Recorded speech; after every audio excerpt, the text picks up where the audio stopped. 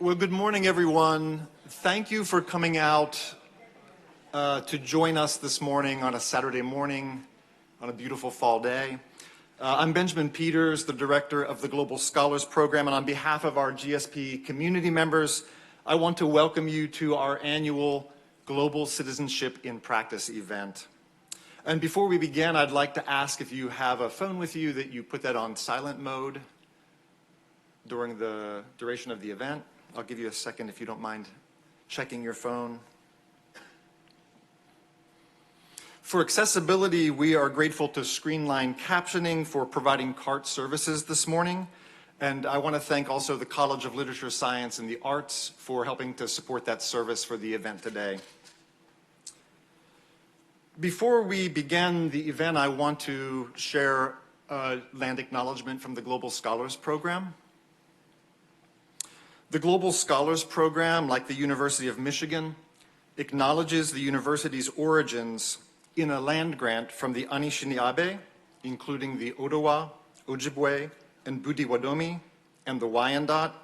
And we further acknowledge that our university stands, like almost all property in the United States, on lands obtained generally in unconscionable ways from indigenous people. Knowing where we are changes neither the past nor the present. However, through scholarship and pedagogy, we work to create a future in which the past is thoroughly understood and the present supports human flourishing and justice while enacting an ethic of care and compassion. We're very pleased that you are joining us today. For those of you who might not be familiar with us, the Global Scholars Program is one of the Michigan learning communities for sophomores and above who live together in North Quad and take common classes together in critical global issues, facilitating global engagement, and organizing for global justice. We're a globally diverse community with students and staff from 36 countries. And following our mission, we seek to equip students with the skills and knowledge to become interculturally competent leaders and responsible and responsive global citizens. In 2016, GSP established the Global Citizenship in Practice event to advance our awareness and action as we grapple with both the promises and challenges of a shared identity as global citizens. And this year's theme, Fashion Environmentalism and the UN Sustainable Development Goals, follows in the tradition with our keynote speaker, fashion environmentalist, interdisciplinary designer, peace advocate, and author, Runa Ray. Welcome, Runa. So glad to have you with us. And before making further introductions and inviting Runa to speak with us, I want to thank co-sponsors and partners who helped make the event possible.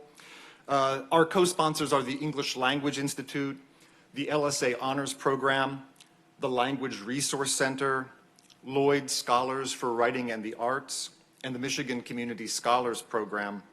We're also grateful for a very generous grant from the University of Michigan Arts Initiative as part of their Arts and Resistance theme semester. We're so glad that our event can be part of that semester-long and campus-wide celebration of arts and resistance.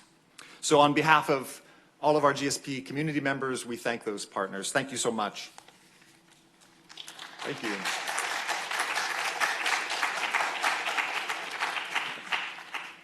Every year at the Global Citizenship in Practice event, we select a member of our student community to reflect on their own journey and identity as a global citizen. And this year, our featured student speaker is Julia Kassab. I'd like to tell you a little bit about Julia. Julia Kassab is a junior here at the University of Michigan studying informatics and international studies. At the University of Michigan, she has been named a Social Transformation Fellow at the Barger Leadership Institute, and for her work promoting inclusion and empowerment for women in tech and analytics, an Irma M. Wyman Scholar through the Center for Women in Education Plus. This past summer, she also worked as a Magnify Research Fellow for the Center for Positive Organizations at the Ross Business School. At present, she has also been appointed a Don Lavoie Fellow for the study of economic thought and history at George Mason University, and honored by the Chaldean Community Foundation in Michigan with a $5,000 scholarship to support herself and Chaldean American women in STEM. Julia also pursues individual research in political psychology and has presented her work at both the 2021 and 2022 Midwest Political Science Association Conference held in Chicago. Her work has also been published in the 2022 issue of the Michigan Undergraduate Journal of Political Science. Julia has also previously attended the Discover Women in Tech and Analytics Annual Conference and the Target Women in Technology Conference. She is also a past recipient of the GSP Dickinson Family Scholarship, a scholarship from the Spray-Reagan Global Scholars Fund, and the Center for Positive Organizations Experience Leadership Fund, and also the University of Michigan School of Information International Exchange Scholarship. Julia is presently in her second year of GSP. Last year, she worked in a collaborative group supporting year-long projects for one of our NGO collaborators, Alpha Education in Toronto, Canada. And this year, she's a member of the Global Scholars Program student organization. May I introduce you to, and would you please welcome, Julia Kassab.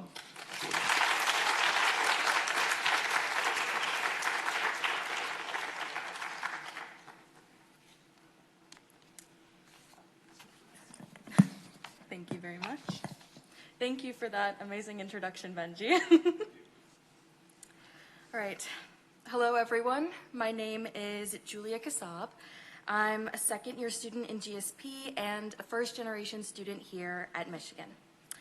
Today, I have been tasked with reflecting on my experiences as a global citizen, my aptitudes towards peace building, and my relationship with interpreting information in our global society. I'd like to start by thanking everyone here and acknowledging how important the community gathered here today is. I'd like to acknowledge our collective commitment and shared interest in global development, intercultural communication, community, and peace building. With that, I'd also like to thank the organizers of this event for their hard work, compassion, and thoughtfulness towards the creation of this conference.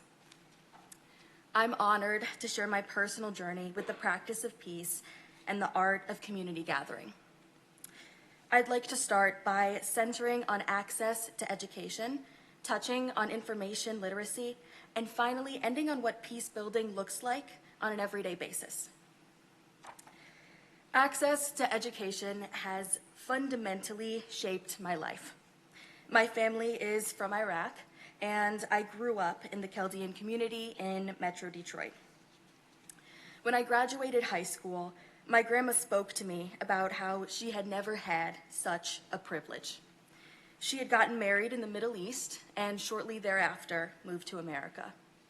Her mother, my great-grandmother, who is still alive today, was married before she had the chance to go to high school at all. My mother worked her way through high school and ultimately realized that higher education was something she could not afford. My access, my empowerment, my foot on the ground here today was the culmination of their prayers and the collective recognition of what my mother, my grandmother, and my great-grandmother were denied. And that is the pursuit of knowledge, access to information, and the freedom to self-actualize on your own terms. As a global scholar at the University of Michigan, I've been afforded opportunities that I previously never dreamed of. I've traveled to nearly every major city in the US and left the United States for the very first time to spend a summer learning about peace and security at the Institute for Economics and Peace in Brussels, Belgium. I remember how shocked I was that this was something I had the opportunity to pursue. It was a night flight from Detroit to Brussels, and it was a very clear night. I could see every single star in the sky, and it's my will that I never forget how astonished I felt crossing the ocean for the very first time. Unfortunately, my trip was cut short when I fell off a balcony, cracked open my skull, and broke my arm. I was alone in a foreign country, and it was terrifying. I can say my voyage back to America wasn't as peaceful. After I gained consciousness, I found myself still bleeding in a hospital without my passport, without cell service, and without a single person present who spoke English. And I'll say it again, it was terrifying, and I felt so alone. After a number of hours and a lot of excessive gesturing that looked like this, it was like phone, telephone, hospital phone, free phone. A nurse who only spoke Flemish showed me a photo of his daughter. He then offered me his cell phone to make an international call to America to call my mother. This was not a cheap phone call at all. After all this time, I still think about that brief moment and the impact that it had on me. And I'd like to remind you that I studied peace analytically. I learned skills to quantify what it looked like around the globe. I wrote policy reports about international influence and economic constraints. Meanwhile, that very human moment when I was the most alone I had ever felt was the greatest lesson in peace building that I'll ever come to know. It's self-righteous to think that our greatest legacy will be our namesake. It's delusional to think that you and I alone are destined to enact a change that no other person is just as capable of. It's mindless not to hold the door for someone as they walk past, and it's ignorant to not show up for someone you love in the pursuit of a greater purpose. The small ways that we cultivate community in our own lives, thanking someone as you enter the dining hall, writing a letter to a past professor, or sharing a glass of chai with friends, is the simplest step towards creating a more peaceful world that we could ever take. Global citizenship doesn't have a language. It's just the compassion that we show each other every single day. And there is so much power in that compassion. There's so much love if you're willing to give it and receive it.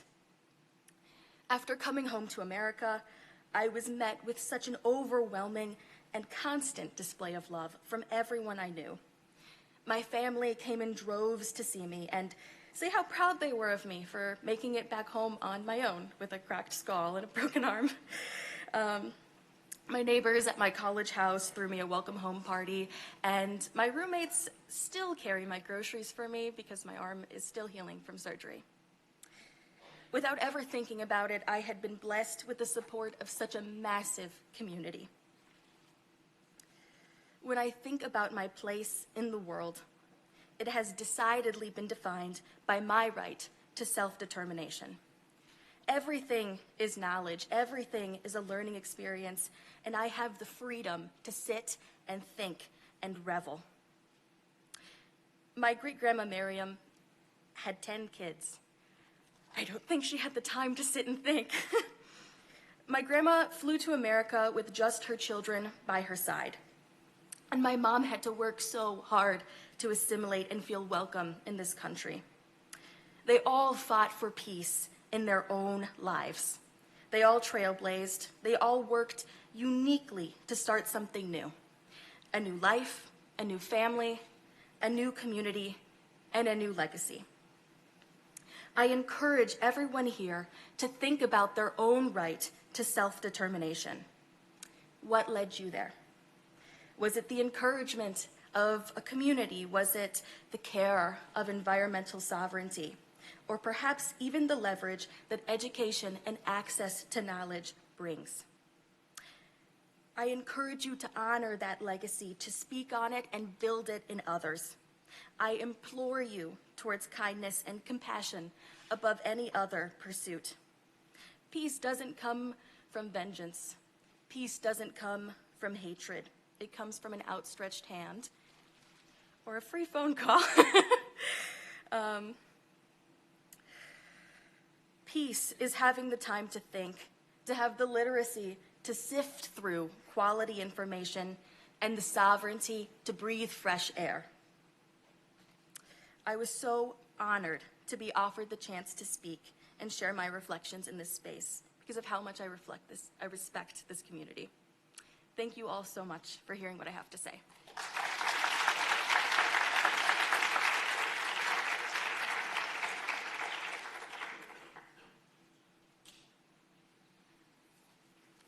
Thank you so much, Julia, for your reflections and especially for your example and your family's legacy of global citizenship and peace building. Thank you. All of our gratitude. Now I'd like to welcome Megan Douglas, who will then introduce our guest, Runa Ray. Megan Douglas is a first-year member of GSP, pursuing her Bachelor of Business Administration degree with a minor in quantitative methods in the social sciences. Within GSP, she helps plan community events through the GSP Student Organization and is a member of CG5, collaborating with Alpha Education this year. Elsewhere on campus, she serves as Activities Director for Sunny, where she organizes a variety of events for foster youth and individuals in transitional living communities. She's also the Director of Membership and Outreach for the Food Recovery Network, a student organization that transports the leftover food from the dining halls to local donation facilities. Megan is most proud of her effort to transform these clubs into sustainable organizations that mobilize others to make an impact. In the future, she hopes to pursue a career in marketing analytics and use business as a tool for social change. Megan, thank you.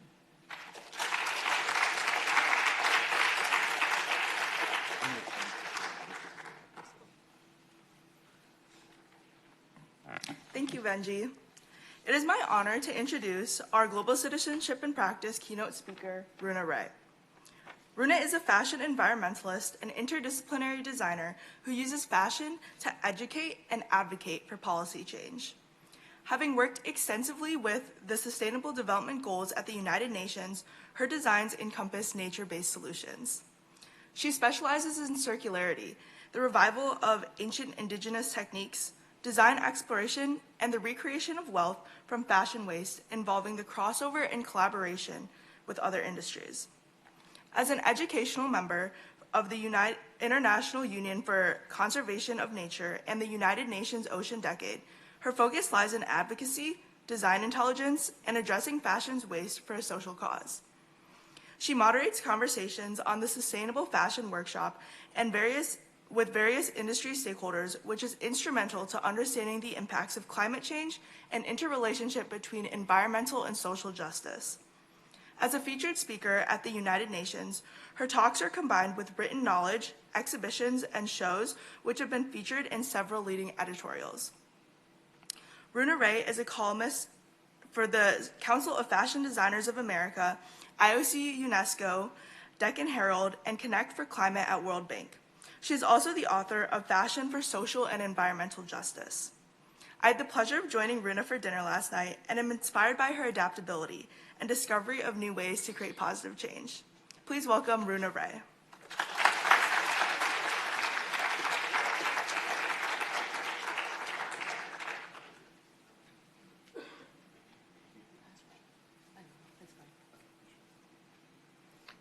Thank you very much for being here. I know it's a Saturday morning, but this shows great enthusiasm. And I would like to thank Benji, Ashley, Neetha, Julia, and Megan for your wonderful, wonderful introductions.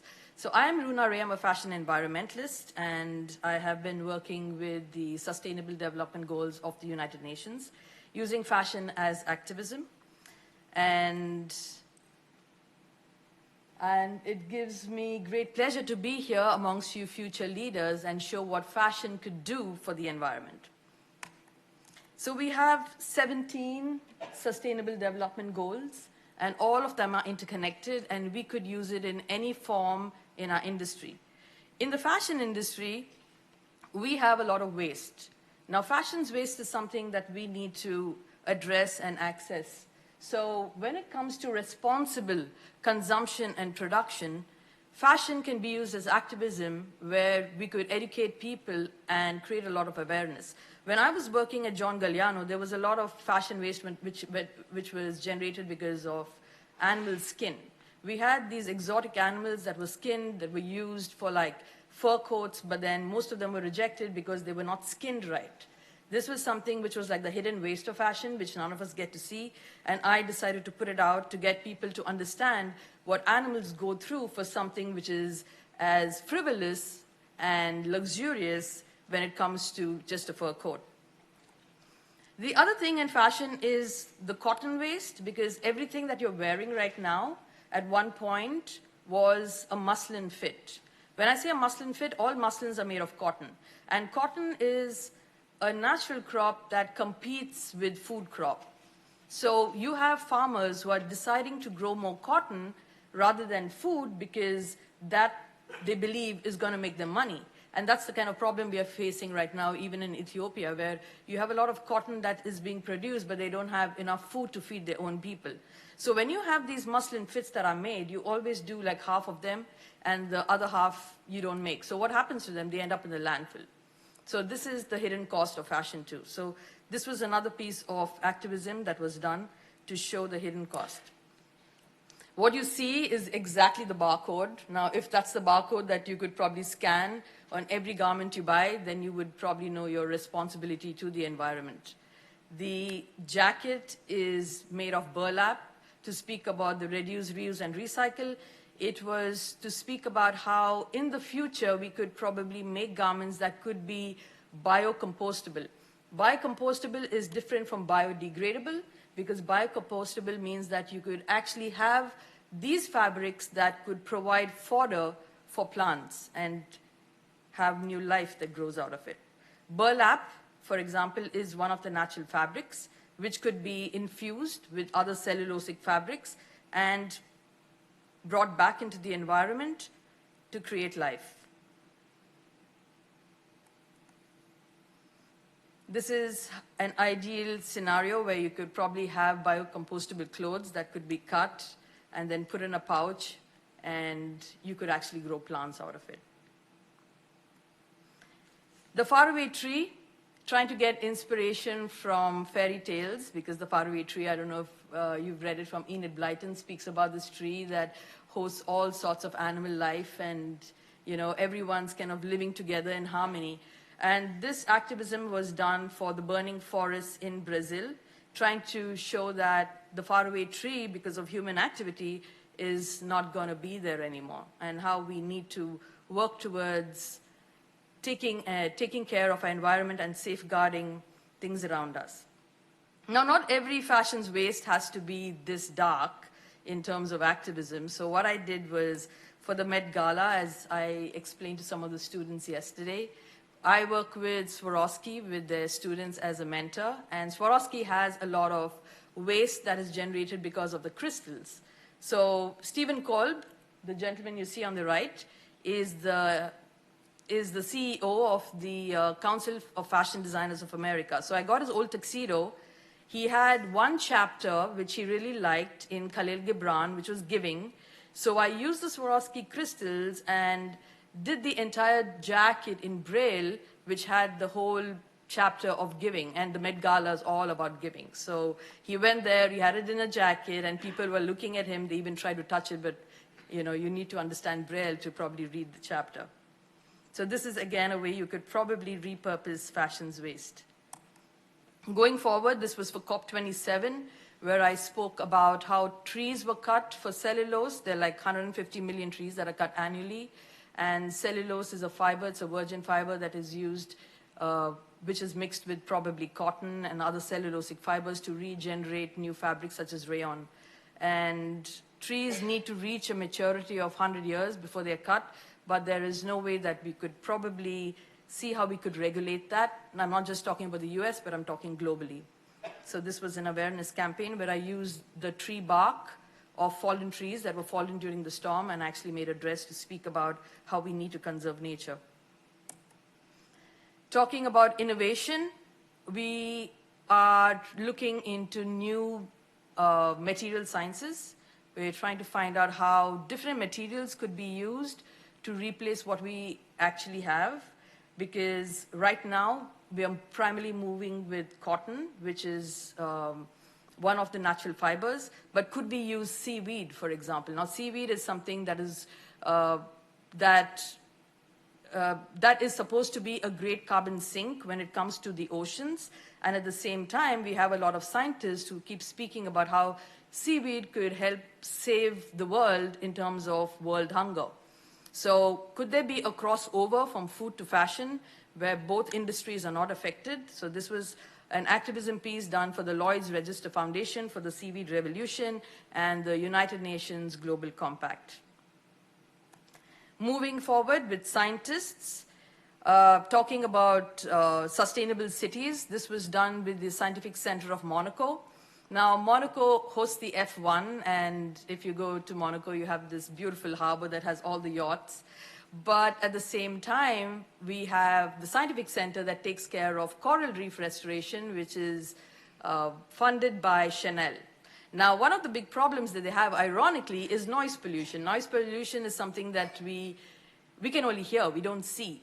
But it does affect marine life. And when it affects corals, you don't have fish. You don't have, you're completely getting the ocean devoid of any sort of marine life, because noise pollution is a huge concern when it comes to the fish population. So this was a graph that was given to me by one of the scientists to speak about the healthy coral reefs. And at the Monte Carlo Fashion Week, I made this piece, which was a cork-inspired dress, because cork was one of the oldest materials that were used when it came to the shipping industry, probably 1,000 years ago. And we are trying to, and I replicated the healthy coral reef onto the cork dress, trying to get, a scallopy kind of an outfit, and got that to walk the ramp, and got them to advocate for noise pollution and see what we could probably do collectively to reduce that. This was for UNICEF, which spoke about life on land and life underwater. The burlap dress that you see has both sides embroidered. You have life on land and you've got life underwater. The reason I chose burlap was because, it's this coarse fabric nobody even looks at, but at the same time trying to show that fashion could be beautiful but also carry a message. The orange and the black that you see is completely dyed using rust. The silk is, we call it ahimsa silk, where it means peace silk. So none of the silkworms are not allowed to, then we don't boil them basically. So they're allowed to hatch. And then it's a little laborious because you have different strands that you kind of need to knot together. But at the end of the day, it's peaceful. So yeah, this was a piece, this was one of the exhibitions that was done at the UNICEF. Then coming to us at the Gulf of Maine, I had the pleasure to travel with the National Geographic and the Rosalia Project. So these people are nonprofits who work with different islands across Maine and do a lot of plastic debris collection when it comes to derelict fishing gear and general plastics. And they also do a lot of research when it comes to microplastics. So they called me to take a look at the amount of plastics that they collect annually, and it went into tons. And another interesting aspect that I found was we had a lot of rope waste. So this was one of my cabins where I was staying when I went with them. It was a 10-day sailing trip, which was quite exciting. They wanted me to make a dress on the boat, so I said, let's use the rope, because the rope was one of the largest sources for microplastic pollution. So it was fun. I got the people from National Geographic to start making the dress, and then we did it on the boat. It was crazy. I mean, all of us were getting seasick, but then we managed to make something. So we got one of the girls from National Geographic to model for it, and yeah, we came up with something really cool with music and using the boat itself as a backdrop. They used me on the cover of the magazine with, collecting the ropes on the Rosalia project, and this is something which they plan to take to Antarctica when they're going to be speaking about microplastic pollution. Moving forward, climate action. This has been something that has inspired most of my designs. And again, using a line from Alice in Wonderland, imagination is the only weapon against reality. This was in 2016 when I introduced climate action as one of the biggest problems of fashion. And I remember being interviewed by people who thought it was a trend. And I said, no, it's not a trend. It's something that's going to stay with us. So you can see the bleeding flowers. And when the model turned around, you had like the burnt forest. So that was my first advent that moved into fashion and sustainability at the New York Fashion Week. I started collaborating with various departments of the United Nations. This department is called Faith for Earth. They use activism through different faiths around the world and bring them together to clamor for climate action. And the reason I have put reduced inequalities is because you have different faiths. People are from different faiths who actually make our clothes. And we don't mind what we are buying, but we still buy those clothes and we don't know who's made it. So working with Faith for Earth gave me the opportunity of making this cassock-inspired garment, which was to be displayed at the Vatican, but we couldn't do it because there were a few problems. But it's going to be at COP28 next month. No, are we already in November? Yes, October. Okay, sorry, I'm losing track of time. Yeah, so it's going to be displayed at COP28 in Dubai, and this is a close-up where the border was of all the different faiths coming together with their principles and talking about how we could collectively work towards conserving the environment. This was for UN Women. What you see is the silhouette of the woman made up with names. So what you see at the first look is not what you see because you need to look deeper. The names were of the women who were subjected to domestic violence and killed last year. There were 1,500 women across the US and Canada. So it was like, look deeper, you know, don't objectify a woman's body. And this was done for UN Women, and it spoke about gender inequality. So the entire silhouette is just done with text.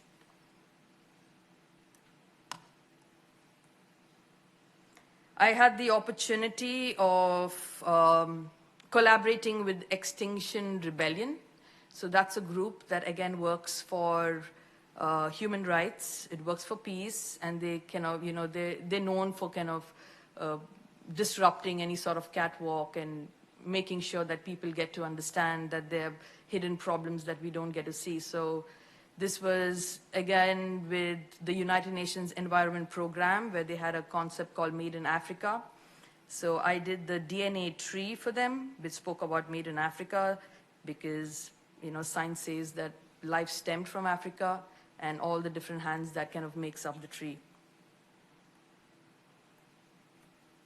This was, again, for United Nations Environment Program, and trying to basically show Earth in a way that you have the lungs and you have the heart and you've got the uterus that is running out of time, and how we need to make sure that we're taking care of a planet, showing that it's Mother Earth, and how important affordable and clean energy could be to kind of make that step a reality. Life on land. So I was given this logo of the UN biodiversity, and the garment that you see on the right was inspired by that logo. So it's basically the logo that was made up to look, you know, like in a format that it was one of the pollinators. So I called it the pollinators of the universe. And this spoke about life on land, and it was to do with the biodiversity, which took place at COP again last year. Connecting communities, I think it was important for me and people in fashion to understand where your clothes come from, not just on the creative aspect of things, but also understanding why and what is it that communities go through when they kind of making those garments for you. So that got me to travel across India starting off this year, where I started off in the Himalayas and I started documenting the Pashmina farming. So we traveled as high as 18,000 feet, and it was really difficult for me because I come from the plains, but I decided to do it, spent around 10 days with, I think, around 5 communities where we traveled all across different regions. They were very fast-paced, and one thing I got to understand about Pashmina farming was that the farmers who lived here depended on this goat primarily for meat and the fur. So once the fur was collected, which would be done mostly in summers when the animal would be combed, the fur would then be taken to a unit which was called the dehairing unit. Now, I went there during it was just after the season, so I didn't get to see the people work there, but I got to see the machinery. So all the fur is cleaned, and once the fur is cleaned, it's then taken to women of different communities who work differently with the fur. So these women would take the fur and they would make them into yarn. Once the yarn is created, then you would take it further, you would weigh it and take it to another community who would start working with the yarn and then seeing how they could, probably knit it into the sweater that you were making, or the mittens and the, the high-end pashmina products. The interesting thing is that you have the army that's really involved in these projects, so they kind of help the women to have another alternative livelihood for themselves.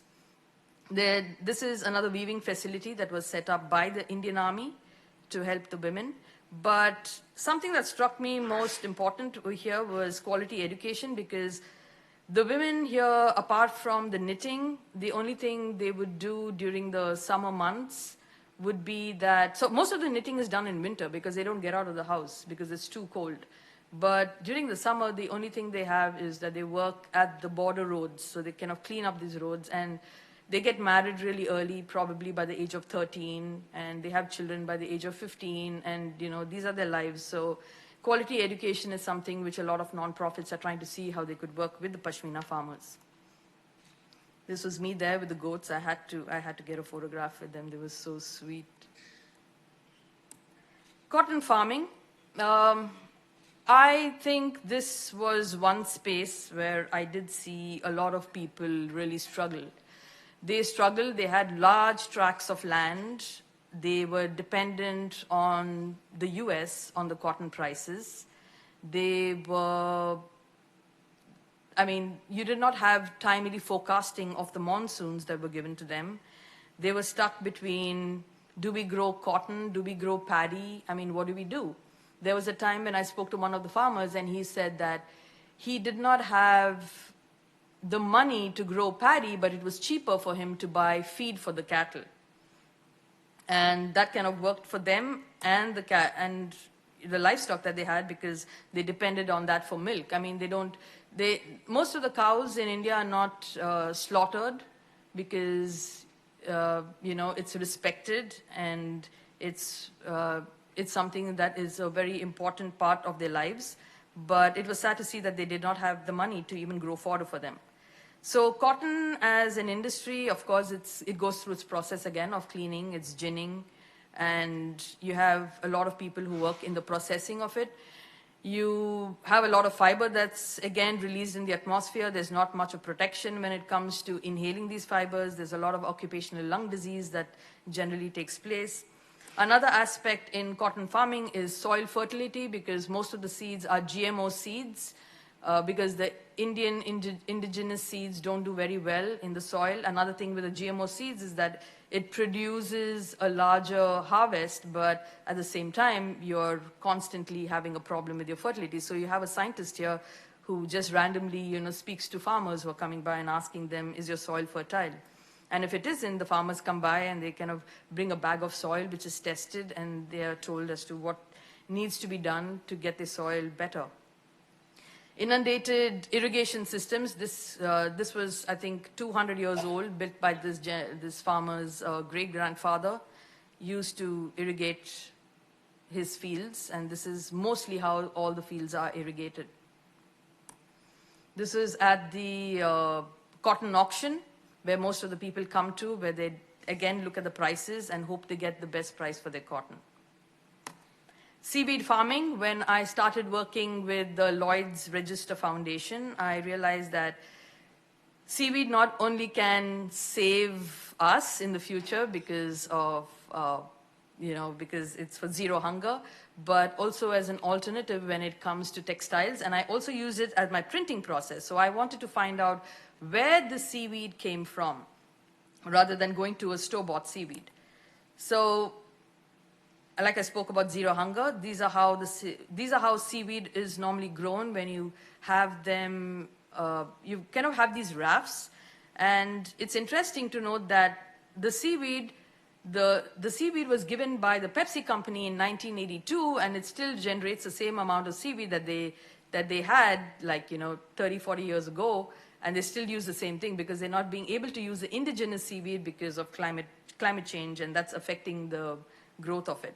But that did not stop me in kind of meeting the seaweed women divers. So these women basically dive for seaweed while their men go fishing for like 10 days on the ocean, and they find the seaweed on rocks. They have their fingers all tied up and, ready to pluck the indigenous seaweed. They put it in the bags, and then they come out, and this is processed for agar-agar and carrageenan and sent to various industries.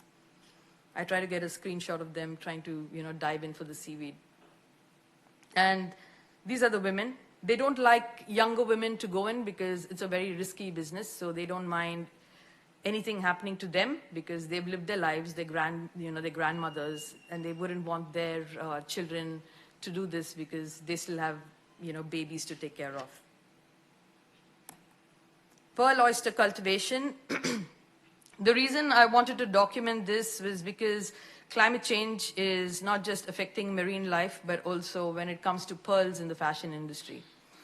So you have a lot of scientists who are trying to work with fishermen and getting oysters from the laboratories being put into these plastic cases, which are then strung along with the seaweed. So it's like a cross collaboration when it comes to seaweed growing, fish harvesting, and pearl culture. And this is called mariculture. It's a new form of cultivation because right now the Indian Ocean is completely devoid of all kinds of fish, and because of overfishing, so they're trying to find innovative methods of trying to co-create different habitats by using different nets. So these are some of the oysters that were grown in the laboratory that are being fixed into the bags that will be put into the ocean. The other documentation that I did was conch diving. Now, we use a lot of shell buttons in the industry, and at the same time, the shells in South Asia are used for a lot of religious practices.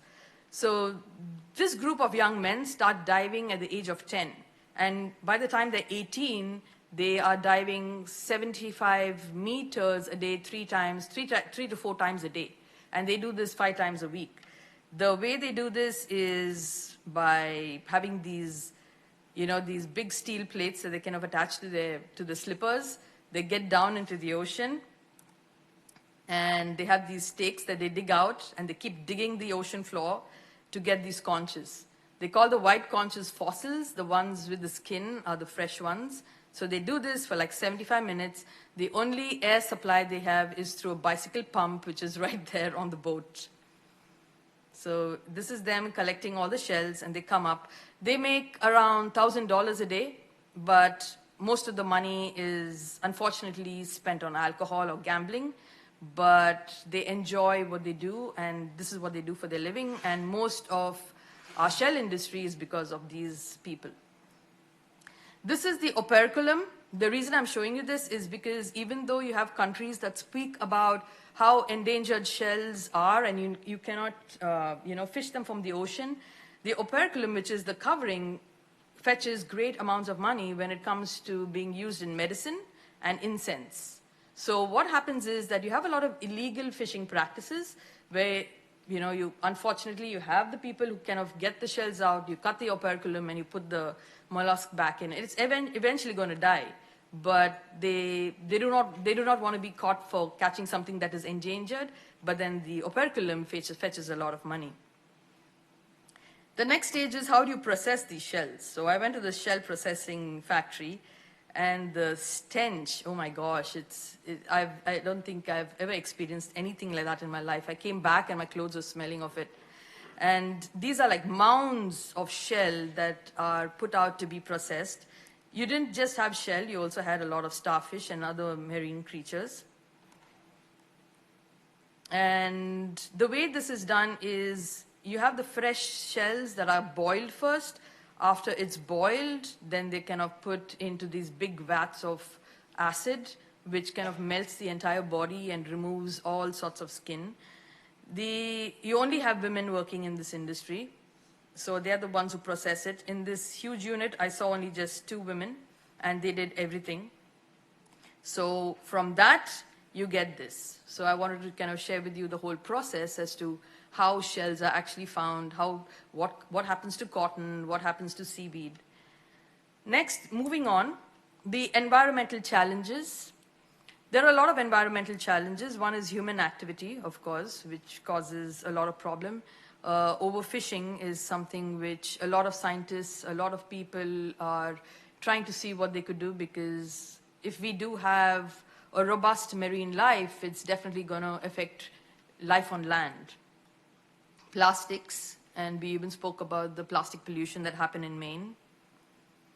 The dyeing industry. The dyeing industry accounts to 20% of the global wastewater. So, and the thing is, we need to understand that fashion is really fragmented. So it's not like you just have the big units that contribute to it. It could be really small units, tucked away somewhere. And collectively, it's a huge problem because it ends up in the ocean and the rivers and polluting everything. And because of the dyeing industry, because of human activity, there's a lot of these algae blooms. And one should also remember the pesticides that are used in fields. So when you have these algae blooms, it basically suffocates life. It suffocates everything under it. All the crustaceans, everything die. And that is something which fashion could address, which will be there in my next slides. The other waste that we all know about is textile waste. I'm sitting on a mound of under-the-table cotton cutting. We call this under-the-table cotton cutting because every garment that is cut has a certain amount of waste that is generated. And this waste is either, again, sent to the landfill. Unfortunately, if it's synthetic, all of it gets sent to the landfill, unless it's repurposed to, into some sort of stuffing or something that could be repurposed in the industry. What you see behind me is in Delhi. It's not a hill, but it is a landfill. So you have certain hills around that you mark, but these are not hills. These are just landfills, and you got trucks that can go over it, and they just kept getting higher and higher. So solutions. One of the most simple solutions that one could find as a designer is extracting your own inks, and that could be from the chlorophyll. So how would you extract that? There are different ways to extract ink, which could be very environmentally friendly. And the beauty about chlorophyll is because it's a protein, and when you have it on cotton or silk, protein on protein they kind of fix. I'm sure all of you had this experience when you're kind of going through a field and you kind of slip and you have, white linen trousers and you have the grass stains on it. It's very difficult for it to get away. That's because it's protein. So using the same concept, I brought that to the New York Fashion Week, mixing it with ahimsa silk, the piece silk, with embroidery and, again, the chlorophyll printing. I tried to use a lot of indigenous plants native to where I was getting the chlorophyll from. So you see the camel foot tree that is being used. Then you have I forget the name of this other leaf, but it's very indigenous to South Asia. Rose petals, again being used on silk. And this was the finale. Origami, the reason I used origami was because it was another form of activism trying to show as to how we could reduce under-the-table cutting by just using the fabric and folding it, and which means that you have minimal sewing, but you could have really interesting shapes like the Japanese inspired kimonos, but then taking it forward into an entire collection. And I've also used braille, which was at the necklines. Seaweed printing, where I collaborated with the women seaweed harvesters to reduce water wastage and pollution. I don't know if I can play this movie. I think I can. How do I play this?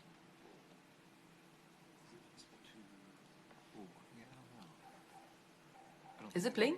No, I don't know. It's on that. Oh, maybe, yeah. The mouse here. Where'd the mouse go? This one? can't see the mouse here now. Yeah. Sorry. That's okay. That's fine. I think the mouse is gone.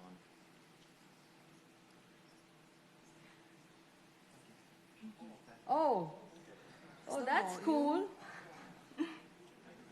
Yeah. I hope it plays. Okay, so this is how, I don't know, I'm sorry, I couldn't get the sound off, but. So this is how you use seaweed as a coagulant in a trough. And you can spray the inks on it, and you can make your designs, and then you put your fabric on it, so then it transfers. The reason it's an old process. It's been around, since 10 BC from Japan in the royal courts. And the reason I wanted to do this was because once you use this, you can you have it contained in a trough, so you're not wasting water that normally happens in a dyeing process. And once you dye your fabrics, like I used 30 gallons of water and I printed 250 yards of fabric. And it was incredible. So once you're done with it, you can actually water your plants with the remainder of the water because it's just seaweed.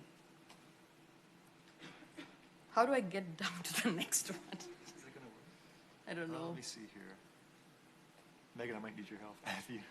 Does this The go next here? slide. Oh, wait, just 1 second. How do you... Yeah. Sorry, not so tech savvy. Never been. Is this part of the presentation? Yeah, I want to go to the next slide. You got to exit it. Or sorry, is this like in the presentation? Yeah, it was. Oh, okay. Yeah, now we can go to the next one here. Yeah, thank you.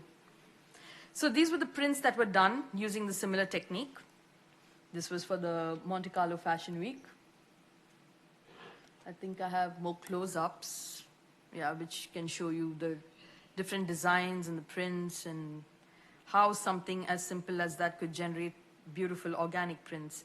And what I did was I taught the women how to print this so they could do that as an alternative trade when it came to printing paper. These were the other garments. So new biomaterials. Now we spoke about the harmful algae blooms, right? And I think I was asked a question yesterday by Julia about the harmful algae blooms. So Kelptex was a concept that I introduced at the European Union first algae meet about how we could use algae in a more positive form. It is human waste, human generated waste because of human activity.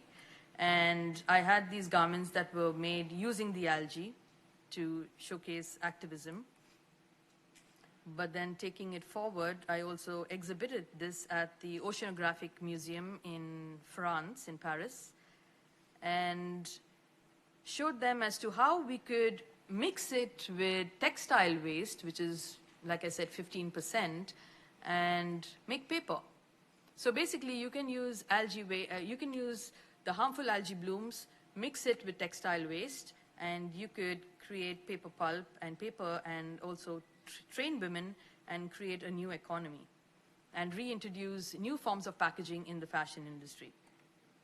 The Act Now campaign was done with the United Nations. It was about reducing the use of single-use plastics, and it was a campaign that was taken across the whole of South India, showing people how they could probably repurpose their T-shirts into shopping bags. So you didn't even have to buy a shopping bag, but use your old T-shirts and make a shopping bag.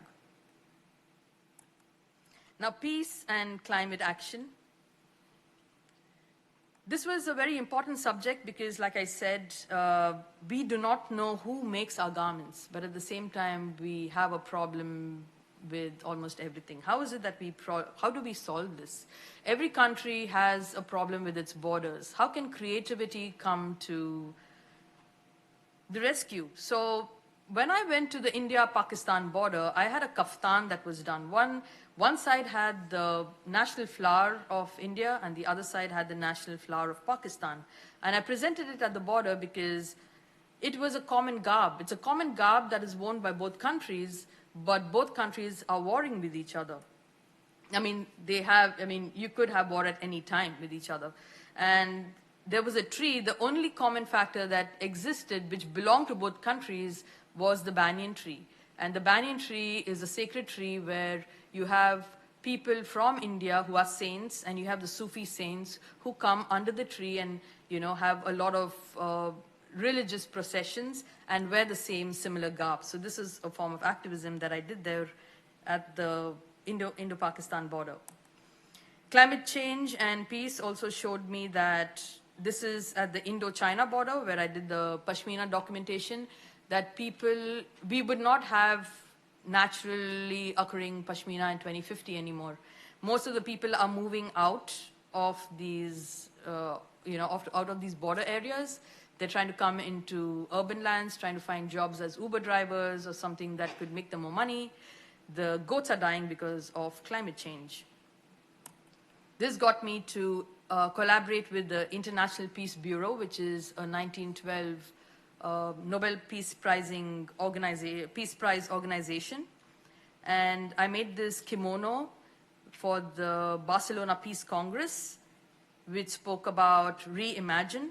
So you had two different worlds, and could we reimagine what we really wanted? Partnerships for the goals, the peace flag. Thank you everyone who was a part of it yesterday. I mean, we saw what happened. We had 3 resolutions that were passed. One was the statewide resolution of New York. We had the San Mateo County that passed a resolution for peace, the Half Moon Bay city that passed a resolution. We have the United Nations that's endorsed the program. We've got NASA, we've got the International Campaign to Abolish Nuclear Weapons, the International Peace Bureau, United Religious Initiative, everybody who's a part of this campaign. And we are looking to display all your flags next year at the United Nations. So these are some of the people who were a part of the campaign. Didn't matter where they came from. Doesn't matter who you are, as long as everyone works together for peace.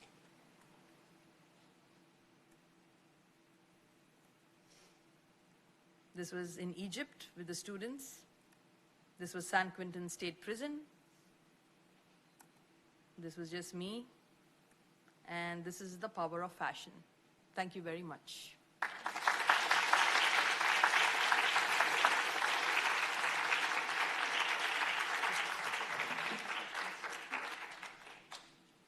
Thank you so much, Runa, for your presentation, and especially thank you for your time together with us.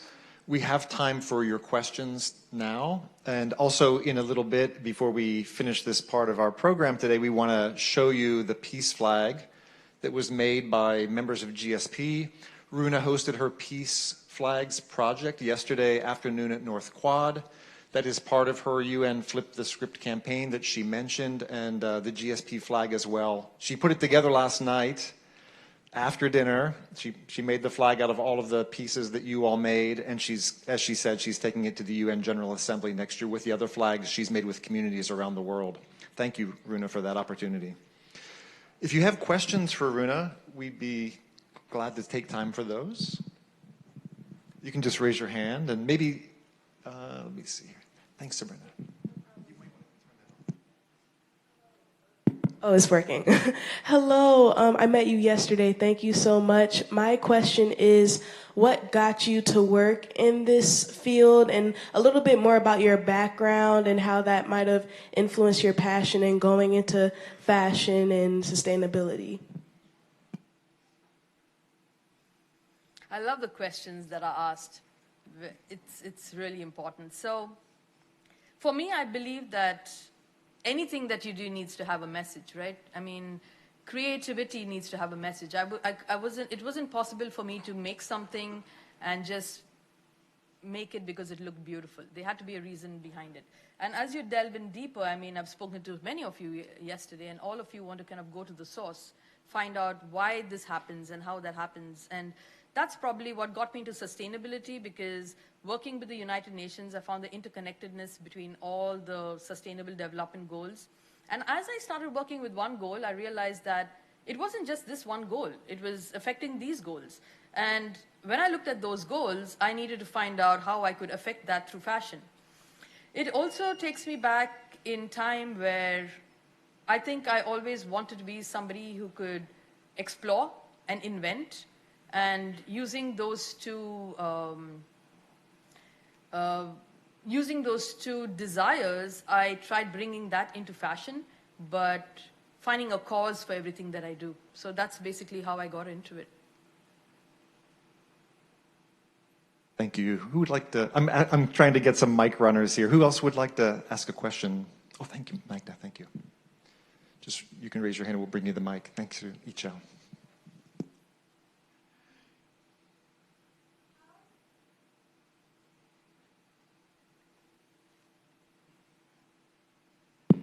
Okay, awesome. Thank you. How long do you think it would take until we would be able to have like that sustainable clothes like in normal stores where it would be like easy to buy compared to like the cotton-based ones? Now, cotton, again, is another subject which I find very interesting because there's nothing wrong with cotton. I mean, the only thing that probably could be a problem with cotton is the processing, right? But if we curtail those methods of processing, which contributes to carbon footprint, we'd be able to use a lot of cotton, which is okay. And if we could probably see how we could get better seeds that do not cause soil infertility, we should be fine. The only problem with cotton is the large tracts of land. But talking about sustainability, there's a lot of work being done in different kinds of biomaterials, like I spoke about seaweed, for example, trying to see how we could regenerate fiber from existing garments, making new yarn, but that's all nascent. So to give you a ballpark, well, we are looking at something, the big aim is 2030, but I don't think we're going to hit that. So we could probably say 2050. That would be more realistic because then we could probably get the entire industry under one umbrella and a more holistic approach to kind of understand and put things in order. Yeah. Hi. Sorry, Runa, I'm here. Where? Hi. I also got the pleasure of meeting you yesterday. Thank you so much. My question is, how would you distribute or assign responsibility for consumers and people who are active in the process of creating several garments, and how would you encourage people who you would think are more responsible to take a more active role in preservation and reducing waste? This is something that needs to come from brands and educating brands, and that's what I'm doing with the United Nations Environment Program. Kind of creating a toolkit, not just for brands, but also for supply chains, and trying to get consumers to understand how they could be responsible, because it has been calculated that 21% of climate change abatement lies in the hands of the consumer. So it's basically trying to roll out these educational toolkits, but getting brands to adhere to it is a big challenge right now. And that's something which we need to keep pushing, which they will. I mean, now they have to, because, when you have government policies that are coming into place, you'll have to have brands. I mean, this gentleman I was speaking to yesterday, I mean, you've been doing great things with trying to move, Nike to make changes, right? So it needs people like you, and it needs people like us to make that hue and cry, to let people know that we are not blind anymore. So it's just the beginning, but it's definitely going to go a long way. So much. Sorry.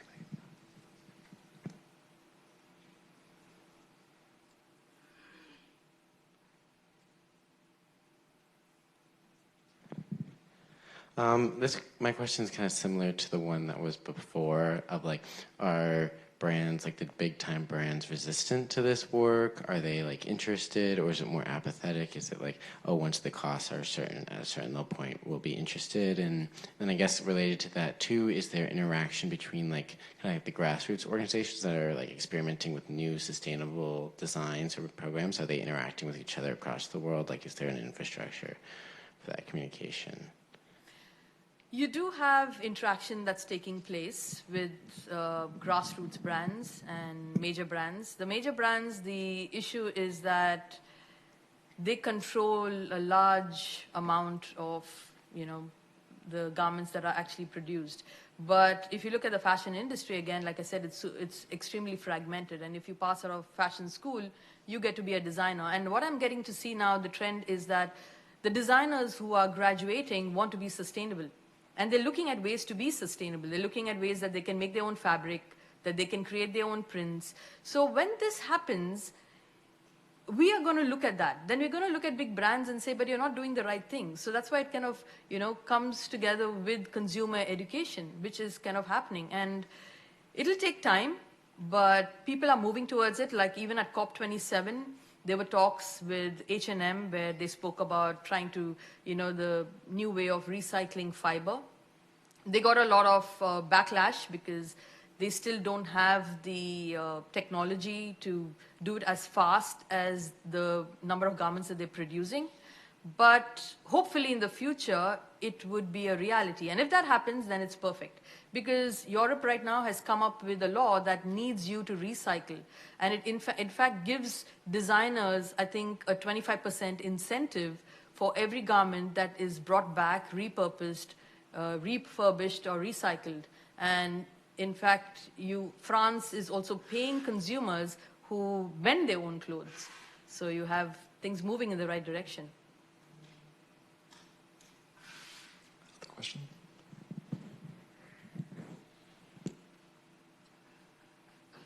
Another question at the back here, Runa. A lot of questions for a Saturday morning.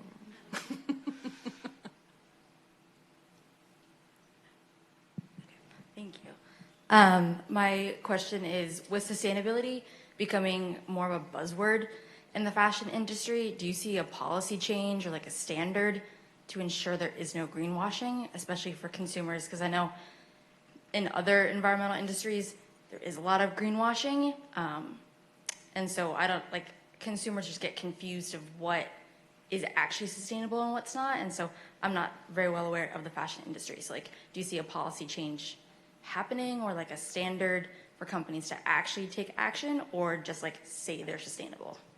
There are a lot of standards that are going to be put in place. It's still being worked under. You have governments who are being called to be responsible because you can't just allocate a piece of land to a dyeing industry, for example, which is next to a waterway without providing any sort of recycling facilities. So that's something which people need to, businesses and governments are looking into. The second thing is with greenwashing, it's rampant in the fashion industry. It's everywhere. It's very difficult. Like I was discussing with the students yesterday, that it would be impossible to go to a store and find out if this garment is sustainable. But it could be possible in the future if you have the brands adhering to it and giving you a QR code telling you where the fabric was made from, how long this t-shirt could last for, how many washes this garment could go through, what is it that you could do from your side to take care of it, what could be the end of life of garment, then it's kind of being sustainable. But if you find a brand that doesn't give you any information but just says it's sustainable and there's nothing you can research about it, then it's a red flag.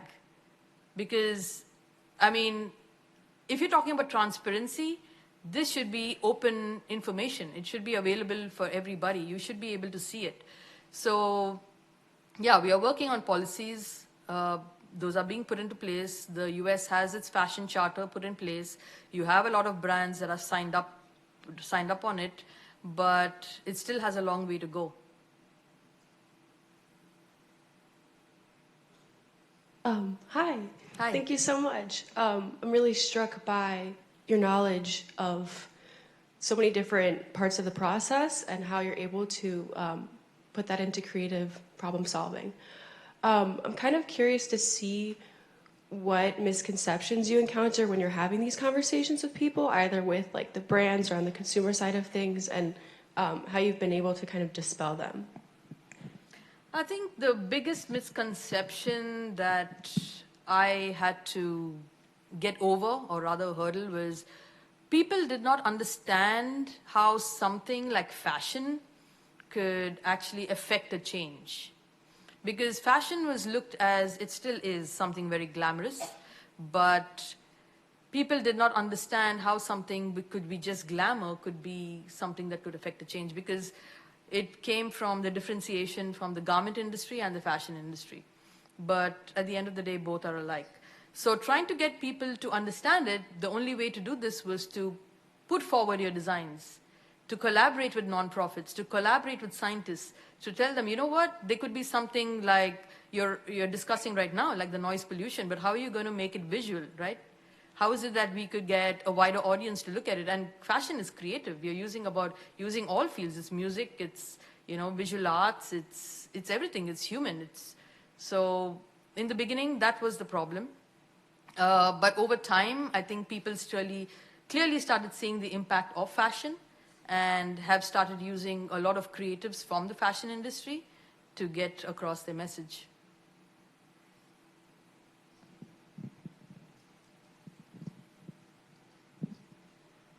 Hi, I also had the pleasure of meeting you yesterday. Thank you Yes. so much for hosting that event with us. I wanted to know what you think young people can do, what the people in the audience can do beyond a consumer level to advocate for the change that your movement is leading. I think everyone here in GSP is already advocating for change. What I thought was amazing is everyone comes from such diverse professional backgrounds, right? And like Julia said, you're working towards something which is so intrinsic, and that's peace. I mean, at the end of the day, I could be sitting here and talking about climate action, about fashion, about trying to make these changes. But if you're still going to be having having war, or, like you said, the absence of peace, then what are we working towards?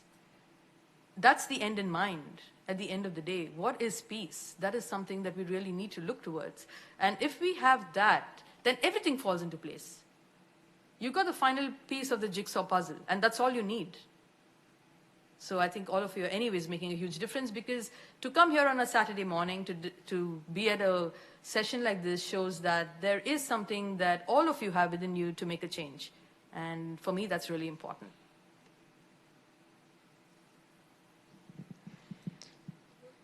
What other questions are there? We still have time for Q&A if anyone has any questions.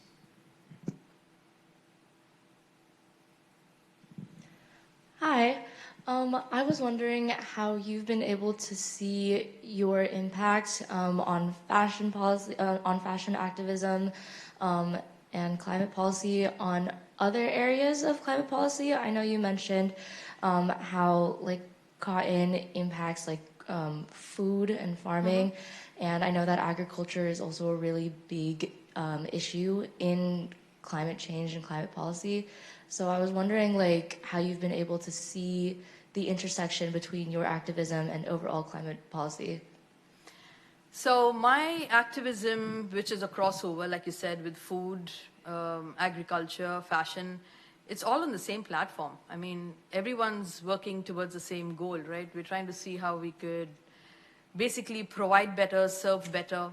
And I come from the creative industry, but at the same time, I'm using the same resources. I mean, it's the same farmland that's giving me my cotton, or the same farmland that's giving me my hide or the fur, and the same farmland that's going through its, environmental crisis or environmental racism. So if I'm going to be using what they give me to create a product, I need to be of service to them too. Now, these people don't have a voice. I have the capability of bringing their stories to a wider audience and getting people to understand what farm to closet is. And hopefully, some of the stories will stick, and next time somebody goes to buy a piece of garment, they would look at it and they would be like, oh, let's take a look at the label. Now you'd understand, is this cotton from Egypt? Is it from India? Where is it from? Oh, I know what went through this. I know what the person went through. Is it from a brand? Is it from a smallholder farmer? So trying to bring stories of these people who don't have the voices in a creative form of storytelling is probably one of the ways that I'm looking to see how I could advocate for policy change.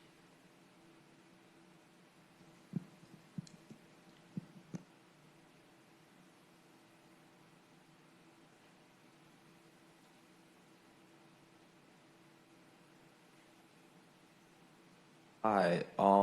Many consumers place the responsibility of sustainability on themselves. How do you think the consumer can start placing responsibility on corporations and fashion houses? You need to ask questions. That's the only way. The more questions you can, if you have accessibility to these brands and you know people there, or even if you have a salesperson in the store, the more questions you ask, the more answers you'll get. Like when I went to a store and I kept asking questions, unfortunately the store person had no idea. But then the store person is probably going to ask the manager, and the manager is going to call up, the brand and speak to the product manager and then find out. And then you can get the answers. But then if there are no questions asked, then there are no answers to be given. So when you are, this is what I mean by saying education, right? The only way I can educate myself in a field that I have no idea about is by being a child and not being embarrassed by asking questions, even though it might be silly for somebody who's been in the profession for a very long time. So the more you're educated, the more you could probably hold brands accountable. And the only way to get educated is to ask questions, read about it. I hope it answered your question. Okay. Are there any other questions? Oh, Leah, okay, thanks. Didn't see your hand. Hi again. So, since you're part of the fashion industry, which is more focused on like clothing, I wanted to ask you about a similarly beautiful industry of the jewelry industry. Do you see any way that you might ever work towards sustainable development in the jewelry industry as well? Or do you think you'll stick with fashion? Or do you know of anyone else who is working for more of a sustainable goal, like sustainable future for jewelry making? Yeah, jewelry is moving into sustainability too. I mean, I've met a few designers who are doing some great work with it. They're working with biodegradable beads, for example, that is made out of alginate, which is again a produce of seaweed. So they're using that, so you could probably, so your beads are completely environmentally sustainable. They're using a lot of fish scales for jewelry and in embroidery, which could be again processed.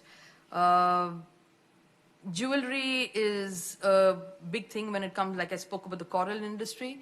Chanel, for example, is providing a lot of resources to scientists to work towards coral restoration. Me per se in jewelry, I would probably collaborate with a designer because I haven't studied jewelry and I think it's a different science by itself. But I would definitely collaborate with a sustainable designer in jewelry and try to amplify the message.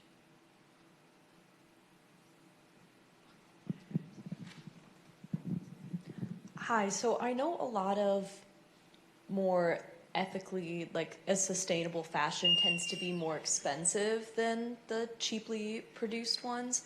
Is there a way or a future in which these become more affordable to the average consumer? See, that's another question because it could be affordable, but it can't be cheap. And that's where we need to draw the line. So if you're talking about ethical consumption, you are assuming that the garment is going to live on for a long period of time. It's got to be timeless. It's got to be something that serves a purpose.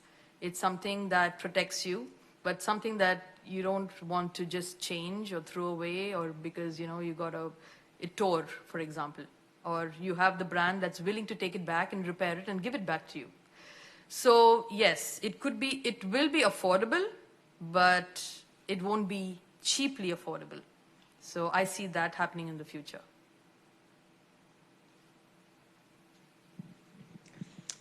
So actually kind of related to what Maddie asked, we've talked a lot about like fashion in the nonprofit space.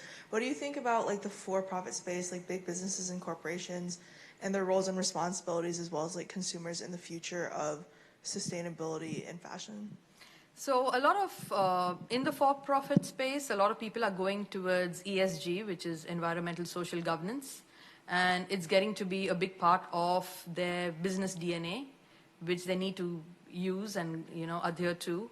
And this environmental social governance also lends its arm towards a lot of businesses now trying to create a non-profit side, which can actually help the people they're getting their services from. So I know a few people in the US who've invested in farmlands where they get their cotton from or their flax from, and working with them to build on irrigation, irrigation schemes. So you have a lot of businesses moving into this module, and not just in fashion, but I see it happening across all different kinds of business, which is a good sign.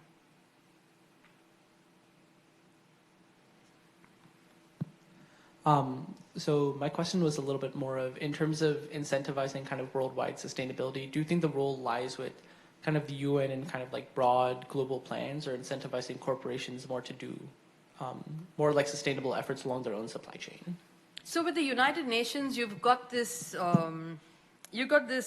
yearly annual meet. It's called the VNRs. It's called the Voluntary National Reviews. So you have the countries who come by and speak about how they have advanced, for example, with relationship to the Sustainable Development Goals.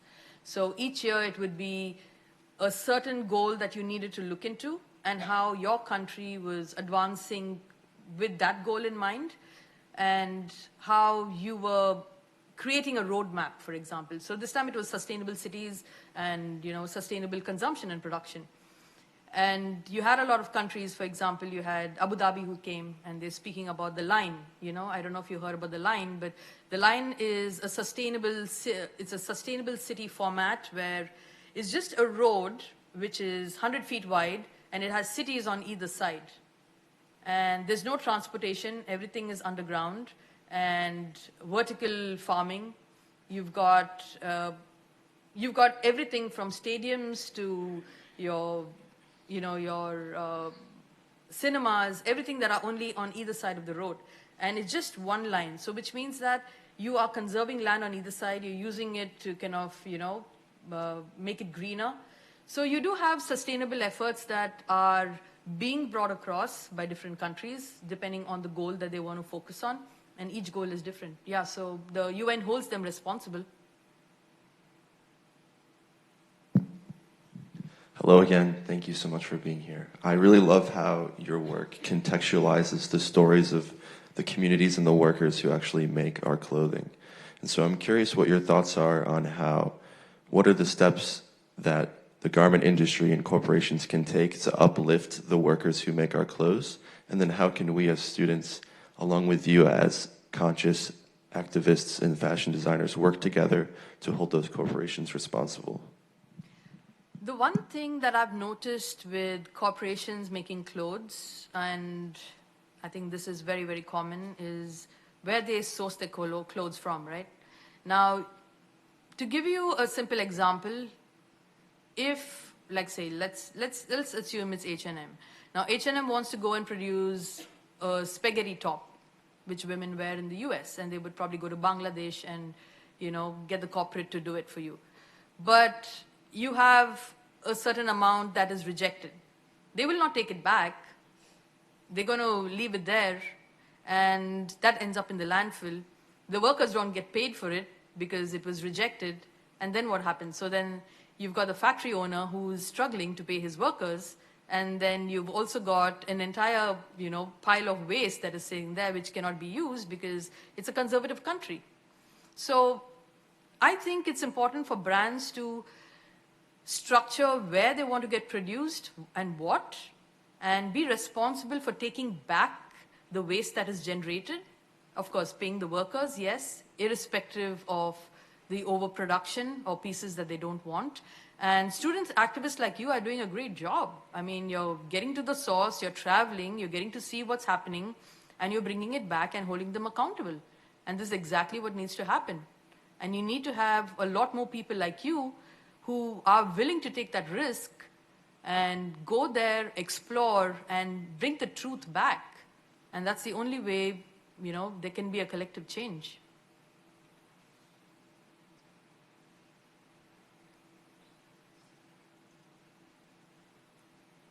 Hello? Oh, awesome. So with my limited understanding of the UN and international governing bodies, like when you mentioned like the UN like putting pressure on countries, like how does that look like? Because it makes me think of like a few years ago when like the US pulled out like a climate agreement, or other times when like there's war and there's like these resolutions where different countries can just stop it.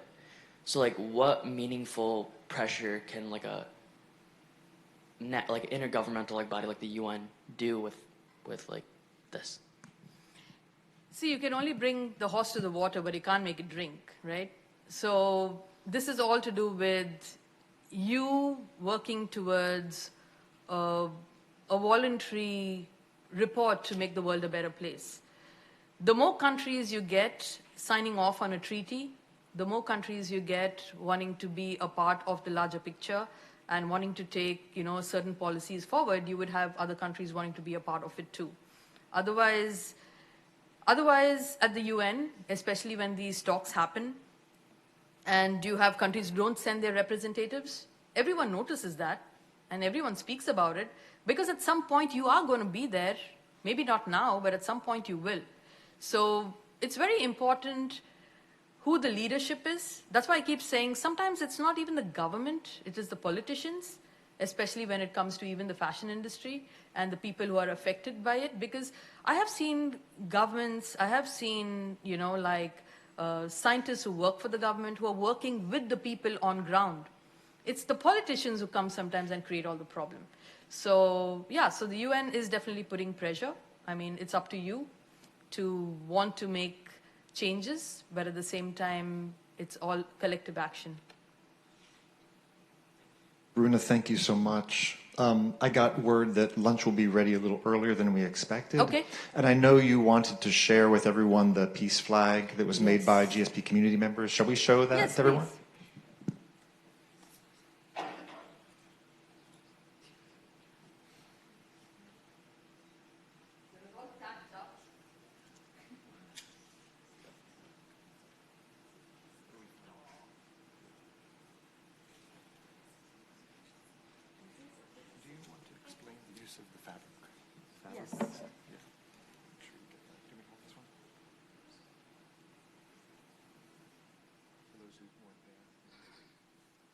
Thank you very much for making this happen.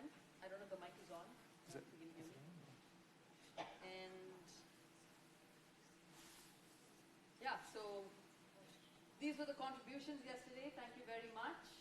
Looks beautiful. It's going to be exhibited at the United Nations next year during the General Assembly. The fabric is cotton that would have never made it because it has a weave defect. So this is cotton that would have probably ended up in the landfill, scraps that have been used to make the flag. So repurposing fashion's waste for a social cause. Thank you. Thank you. Thank you. Thank you.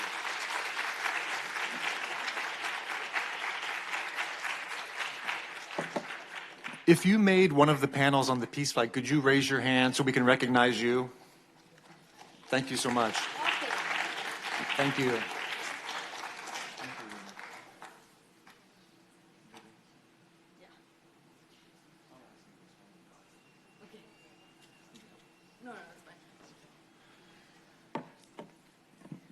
Runa, thank you so much for your talk with us today, your time with us yesterday and this weekend. We're so grateful to you for sharing your important work with us, the important work you do with communities, with the fashion industry, with environmental and peace activists. I really appreciate your model of engaged professional advocacy and activism. There's a question this will be sort of my last question, and it's a question I posed to students in our class this semester during our Human Rights and Peace lesson. I actually posed two questions, and if you want to reflect on either or both, I'd love to hear your answer. And these answers are just answers that are personal for each one of us. One is thinking of the question, blank makes peace possible?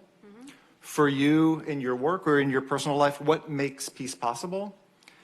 And it can be a one-word answer or a sentence or more. And the other one is, I make peace possible when I blank. So in your own life, where do you see representation of the things you do, maybe even just in everyday relationships that you think makes peace possible? I think the first one, for me, curiosity makes peace possible. Thank you.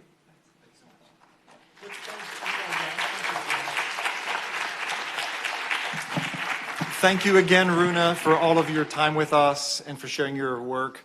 The lunch is ready. We had a registration system for lunch, but if you didn't register for lunch and you'd like to join us, we have enough lunch for everyone.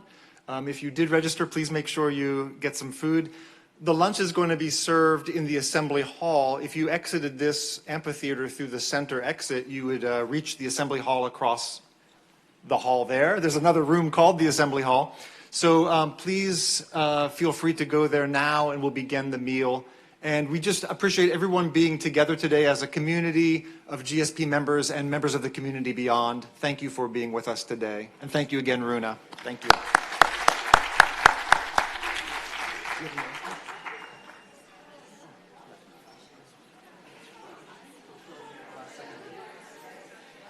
Runa, thank you. Thank you so much.